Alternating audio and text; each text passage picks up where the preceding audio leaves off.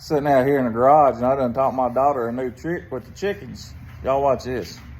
This is the correct way to put a chicken to sleep. We got the chicken here. You're gonna take their head and put it underneath their wing, and you're gonna make sure they can't see light.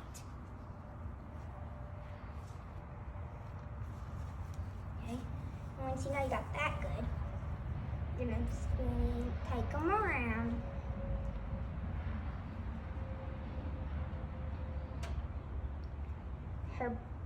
Okay. Nice and stiff.